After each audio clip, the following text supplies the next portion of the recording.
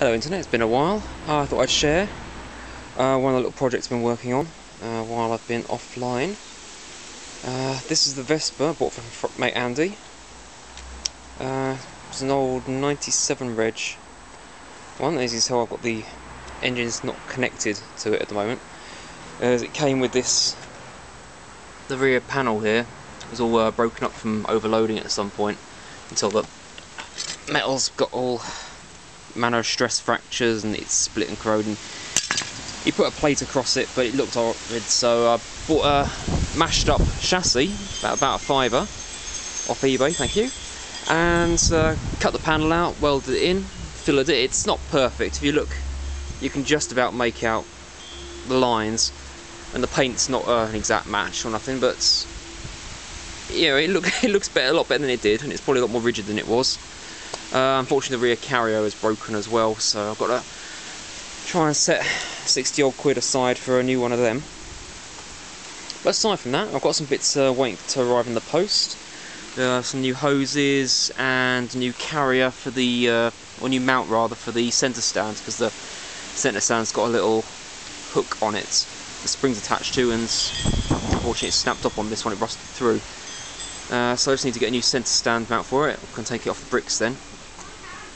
I've got a new centre stand mount that can be remounted. Engine can go back in with all the new hoses.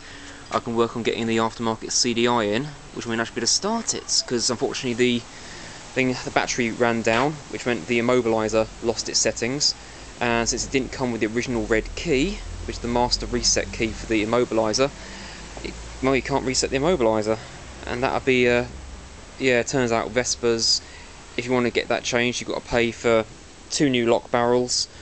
You've got to get a new immobiliser unit plus new keys.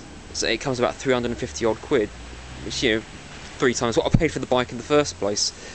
So yeah, so I've got a little 125 pit bike CDI which I'll be putting into it, which will do the job. It will do the job. Of course, it means I won't be having an immobiliser, but they're annoying things. Apparently they're not, it's like one of the most common mods to do to a Vespa.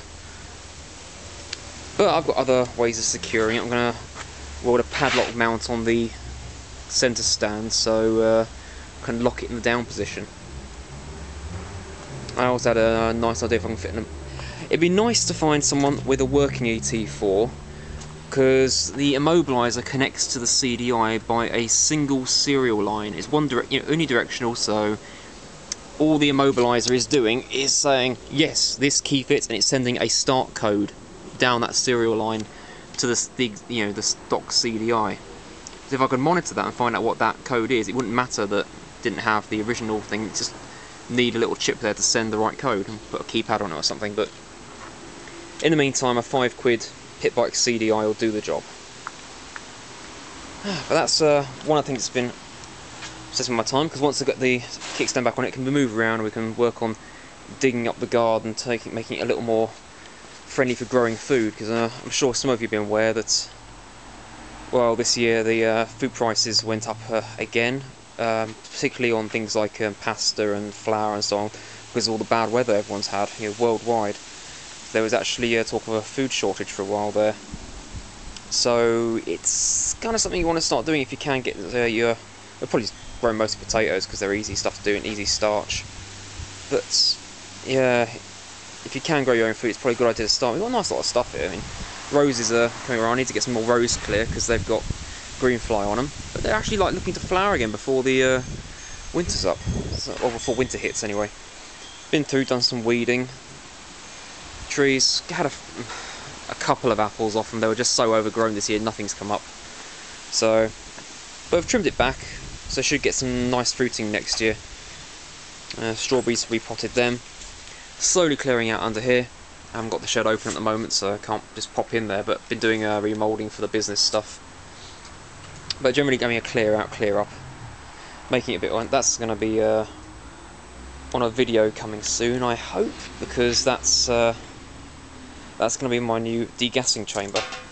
So I'm going to be converting a gas bottle. That's why I've covered it in primer, because you can't see the mark, because I know there's been some issues with people on YouTube having videos pulled down by the manufacturers of these cylinders, because they obviously don't want people chopping them up because it's dangerous. Also, they lose their deposits on them.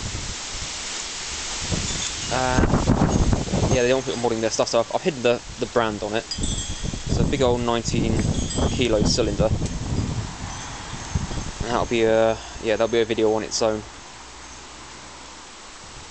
Also, something I didn't get to do because I cocked up the timing is this pipe. It's a very special bit of pipe. This is sort of your. I'll put this up as a separate video. This is your tip for harvesting small fruits. If you've got a fruit tree, we've got out in the alley we've got I believe they're ornamental plums. You know, ornamentals, they're small but they are edible. You get a bit of a plastic drain pipe like this, sort of thing you put on a sink. Cut a notch at the top. Ideally you could put in a second notch on the opposite side. You raise it up into the tree, get it so the fruit's sticking in the end, and then twist it. The fruit stem will catch in there, pull itself off, and the fruit will tumble down the pipe into a bag you tie around the other end of the pipe. And of course that means you can't really keep the fruit long because it will bruise it going down the pipe, but it's perfect for getting small fruits you can boil up, make jam. And that's what I did, and I made some absolutely gorgeous plum jam out of that. Just blanched them to get the skins off, boiled at the centres to get the pips out, scraped them down, ran into a sieve. I boiled the skins up separately in a little bit of water just to get the pectin out of them and the colour, and I re-added that to the mix with the sugar, and you know, just did it by eye, but it came out gorgeous. And it came out a little bit pink because it kept the colour from the skins, but not the actual skins themselves. Yeah, little plums with just one or two little bits of cloves in it. It was gorgeous. But yeah, that's my tip for the day. If you have any small fruit to harvest, get a bit of pipe, cut a notch in it. You can get ones for doing apples which have like a caged basket on the top, but not quite as easy to make at home, I don't reckon.